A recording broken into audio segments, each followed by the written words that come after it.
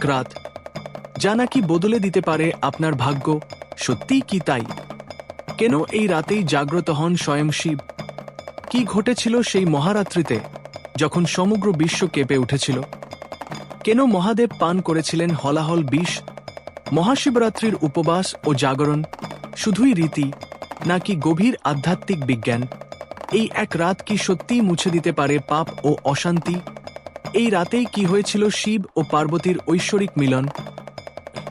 ফাল্গুনের কৃষ্ণপক্ষ, চারিদিকে নীরবতা, আকাশে ম্লান চাঁদ। কিন্তু এই নীরবতার মধ্যেই জেগে ওঠে এক মহাশক্তি। এক রাত যে রাতে অন্ধকার ভেদ করে জ্বলে ওঠে জ্যোতির্লিঙ্গের আলো। এক রাত যে রাতে করুণাময় মহাদেব ধারণ করেছিলেন বিশ্বরক্ষার বিষ। এক রাত যে রাতে মিলিত হয়েছিল শক্তি ও শিব। এই রাতই মহাশিবরাত্রি। আজ অডিও নেস্টের এই বিশেষ আধ্যাত্মিক পর্বে আমরা প্রবেশ করব সেই পবিত্র রাত্রির গভীর রহস্যে। জানব তার পৌরাণিক কাহিনী, তার অন্তর্নিহিত বিজ্ঞান এবং সেই জাগরণের সত্য যা বদলে দিতে পারে আপনার অন্তর্জগৎ। চলুন মনের সমস্ত দ্বার খুলে ভক্তিভরে উচ্চারণ করি, ওম নমঃ শিবায়। শিবের আবির্ভাবের রহস্য। সৃষ্টির আদিকালে, যখন সময়ের কোনো হিসাব ছিল না, যখন মহাকাশ ছিল নীরব অথচ শক্তিতে পূর্ণ, সেই সময় এক প্রশ্ন জেগে উঠেছিল দেবতাদের মনে। কে শ্রেষ্ঠ? সৃষ্টিকর্তা ব্রহ্মা বললেন, আমি সৃষ্টি করি, আমিই সর্বশ্রেষ্ঠ। পালনকর্তা বিষ্ণু বললেন, আমি রক্ষা করি, আমার ছাড়া সৃষ্টি টিকে থাকতে পারে না, আমিই শ্রেষ্ঠ। দুই দেবতার তর্ক ক্রমশ তীব্র হতে লাগল। আকাশ ভারী হয়ে উঠল অহংকারে। ঠিক সেই মুহূর্তে হঠাৎ কেঁপে উঠল সমগ্র ব্রহ্মাণ্ড। এক অদ্ভুত জ্যোতি, এক অগ্নিস্তম্ভ আকাশ চিরে নেমে এলো সবার সামনে। না তার শুরু দেখা যায়, না তার শেষ, এক অনন্ত আলোর স্তম্ভ। ব্রহ্মা বললেন, আমি এর শীর্ষ খুঁজে আনব। তিনি হংসরূপ ধারণ করে ঊর্ধ্বলোকে উড়ে গেলেন। বিষ্ণু বললেন, আমি এর ভিত্তি খুঁজে আনব। তিনি বরাহরূপ ধারণ করে নিম্নলোকে প্রবেশ করলেন। হাজার বছর, অসংখ্য যুগ, কিন্তু কেউই সেই জ্যোতির শেষ বা শুরু খুঁজে পেলেন না। কারণ তা সীমাহীন, কারণ তা অনন্ত, কারণ তা সময় ও স্থানের ঊর্ধ্বে। শেষে ক্লান্ত ও বিস্মিত হয়ে তারা ফিরে এলেন। তখন সেই অসীম জ্যোতির মধ্য থেকে প্রকাশ পেলেন স্বয়ং শিব। না তিনি জন্ম নিলেন, না তিনি সৃষ্টি হলেন, তিনি স্বয়ম্ভূ। তিনি আদিও নন, অন্ত নন। তিনি বললেন, আমি সেই চেতনা যা সৃষ্টি, স্থিতি ও প্রলয়েরও ঊর্ধ্বে। আমি অহংকারের বিনাশ, আমি চেতনার জাগরণ।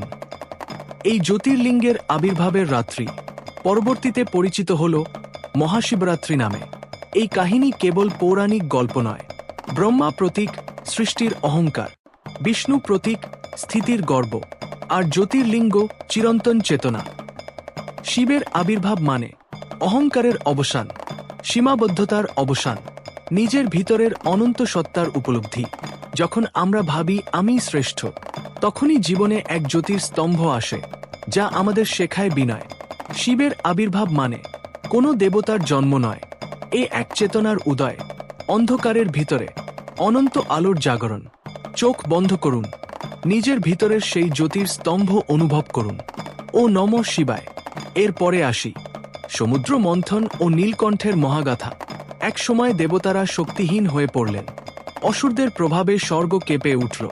দেবরাজ ইন্দ্রের অহংকারের ফলে দেবশক্তি ক্ষীণ হয়ে গেল। তখন সকল দেবতা আশ্রয় নিলেন বিষ্ণুর শরণে। বিষ্ণু বললেন, অমৃত পেতে হলে সমুদ্র মন্থন করতে হবে। দেব ও অসুর উভয়কেই একত্রে কাজ করতে হবে। শুরু হল মহাসমুদ্রের মন্থন। মন্থনের দণ্ড হল মন্দার পর্বত, রজ্জু হল নাগরাজ বাসুকী। দেবতারা এক পাশে, অসুররা অন্য পাশে। শুরু হল মহামন্থন। সমুদ্র উত্তাল, আকাশ অন্ধকার, বজ্রপাত, ঝড়, গর্জন। এক এক করে উঠে এলো বহু রত্ন অমৃত। কিন্তু এর সাথে সমুদ্রের গভীর থেকে উঠে এলো ভয়ঙ্কর বিষ, হলাহল। এই বিষ এতই ভয়ঙ্কর ছিল যে তার উত্তাপে আকাশ দগ্ধ হতে লাগল, বায়ু বিষাক্ত হয়ে উঠল, জল ফুটতে লাগল। দেবতাসুর সবাই আতঙ্কিত। এই বিষ যদি ছড়িয়ে পড়ে, সৃষ্টি মুহূর্তে ধ্বংস হবে। কেউ সাহস পেল না তাকে স্পর্শ করার। তখন সকল দেবতা ছুটে গেলেন স্বয়ং শিবের কাছে। কৈলাসে গভীর ধ্যানে মগ্ন মহাদেব। তাঁর সামনে কাঁদতে কাঁদতে প্রার্থনা, প্রভু আমাদের রক্ষা করুন। শিব চোখ খুললেন। তার দৃষ্টিতে ছিল করুণা, ছিল নিঃস্বার্থ ভালোবাসা। তিনি জানতেন এই বিষ পান করলে মৃত্যু অনিবার্য। তবুও তিনি এগিয়ে এলেন। শিব নিজের হাতে তুলে নিলেন হলাহল। সমস্ত সৃষ্টি নিঃশ্বাস আটকে দেখছে। তিনি পান করলেন বিষ। ঠিক সেই মুহূর্তে দেবী পার্বতী তাঁর কণ্ঠ চেপে ধরলেন, যাতে বিষ তাঁর শরীরে ছড়িয়ে না পড়ে। বিষ থেমে গেল কণ্ঠে। শিবের কণ্ঠ নীল হয়ে উঠল। সেই থেকে তিনি নীলকণ্ঠ। এই কাহিনী শুধু পৌরাণিক ঘটনা নয়, এ এক গভীর জীবন দর্শন। সমুদ্র হল আমাদের মন, দেবতা ও অসুর হল আমাদের ভালো ও মন্দ প্রবৃত্তি, হলাহল হল আমাদের রাগ, হিংসা, অহংকার। শিব হল আমাদের অন্তরের চেতনা। যখন আমরা নিজের মনকে মন্থন করি, প্রথমেই উঠে আসে বিষ। কিন্তু যদি আমাদের ভিতরে শিবতত্ত্ব জাগ্রত হয়, আমরা সেই বিষ ধারণ করতে পারি, তাকে রূপান্তর করতে পারি। শিব আমাদের শেখান, সমস্যা থেকে পালিও না, তাকে গ্রহণ করো, রূপান্তর করো। নিজের জীবনের হলাহলকে ভয় পেও না, তাকে ধারণ করো সাহসের সাথে। কারণ প্রতিটি মানুষের মধ্যেই লুকিয়ে আছে এক নীলকণ্ঠ।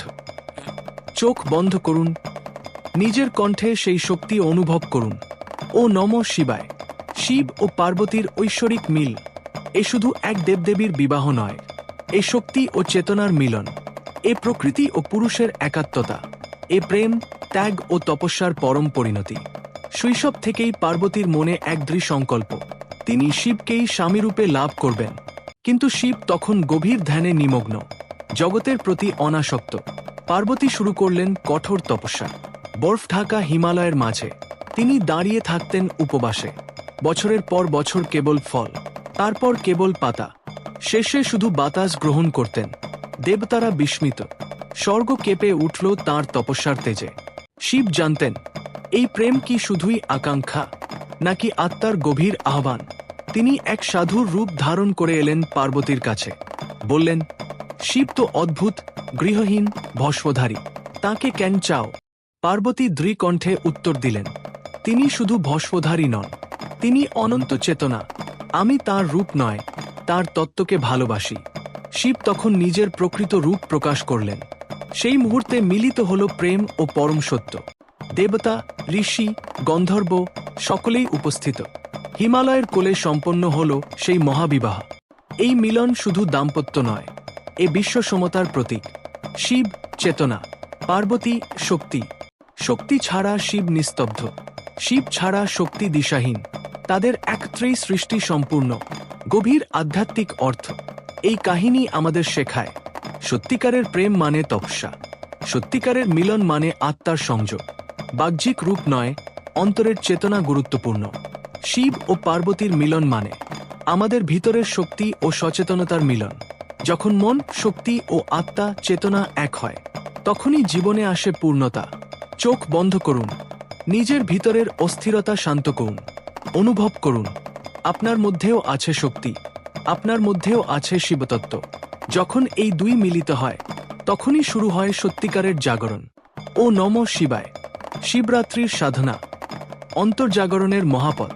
মহাশিবরাত্রি কেবল একটি উৎসব নয়, এ এক রাত্রির সাধনা, এ এক আত্মজাগরণের আহ্বান। এই রাত্রি আমাদের বাইরে নয়, আমাদের ভেতরে ঘটে। কেন এই রাত এত শক্তিশালী? পৌরাণিক কাহিনী বলে এই রাতেই জ্যোতির্লিঙ্গ রূপে প্রকাশিত হয়েছিলেন শিব। কিন্তু যোগদর্শন বলে এই রাত হল চেতনার বিশেষ সমাবেশের সময়। পৃথিবীর ঘূর্ণন ও মহাজাগতিক অবস্থানের কারণে এই রাতে মানুষের মেরুদণ্ড সোজা রেখে জেগে থাকলে চেতনা উপরের দিকে ওঠার সম্ভাবনা বৃদ্ধি পায়। এই কারণেই জাগরণ। শিবরাত্রির 4 প্রহর সাধনা। শাস্ত্র অনুযায়ী শিবরাত্রির রাত 4 প্রহরে বিভক্ত। প্রতিটি প্রহরের আলাদা আধ্যাত্মিক তাৎপর্য রয়েছে। প্রথম প্রহর, শরীরের শুদ্ধি। এই সময় ভক্তরা শিবলিঙ্গে জল ও দুধ অর্পণ করেন। জল ঢালার সময় ভাবতে হবে, হে মহাদেব, আমার অহংকার ধুয়ে দিন। দ্বিতীয় প্রহর হল মনের শুদ্ধি। এই সময় বেলপাতা অর্পণ করা হয়। বেলপাতার 3টি পত্রের প্রতীক হল ইচ্ছা, জ্ঞান, ক্রিয়া। এই সময় নিজের মনের সব অশান্তি, ঈর্ষা, ভয় শিবের চরণে সমর্পণ করতে হয়। তৃতীয় প্রহর হল আত্মনিয়ন্ত্রণ। এই সময় জপ ও ধ্যান সবচেয়ে ফলপ্রসূ। এই সময়ের মন্ত্র হল ওম নমঃ শিবায়। এই পঞ্চাক্ষর মন্ত্রের গভীর অর্থ। ওম মানে সৃষ্টি শক্তি, ন মানে পৃথিবী, মানে জল, শি মানে আগুন বা মানে বায়ু, আয় মানে আকাশ। অর্থাৎ এই মন্ত্র উচ্চারণ মানে নিজেকে পঞ্চতত্ত্বের সাথে একীভূত করা। চতুর্থ প্রহর হল অন্তর্জাগরণ। রাতের শেষ ভাগ, যখন চারদিক নিস্তব্ধ, এই সময় ধ্যান করলে মন সবচেয়ে স্বচ্ছ থাকে। এ সময় নিজের ভিতরের অন্ধকারের মুখোমুখি হতে হয়। শিব মানে ধ্বংস, কিন্তু সেগুলি হল মনের অহংকার, ভয়, অজ্ঞানতা, আসক্তি। এই ধ্বংসের পরেই জন্ম নেয় নতুন চেতনা। এবার আসি উপবাসের গভীর অর্থ। শুধু খাদ্য ত্যাগ নয়, উপবাস মানে যোগ বাস, অর্থাৎ ঈশ্বরের কাছে বাস করা। এই দিনে ইন্দ্রিয় সংযম, কম কথা বলা, বেশি ধ্যান করা, এই হলো প্রকৃত উপবাস। শিবরাত্রি মানে জাগরণ শুধু রাত জাগা নয়, এ অচেতনতা থেকে জেগে ওঠা। যখন আমরা নিজের ভেতরের রাগ, লোভ, হিংসা, ভয় এই সব কিছুকে চিহ্নিত করি এবং তাকে রূপান্তর করি, তখনই শিবরাত্রি সম্পূর্ণ হয়।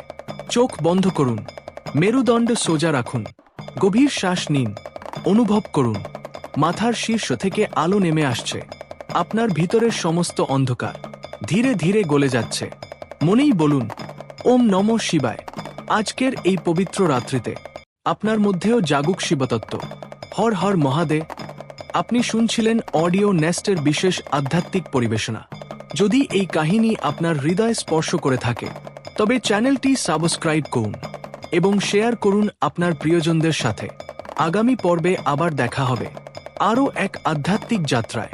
ততদিন শান্ত থাকুন, জাগ্রত থাকুন।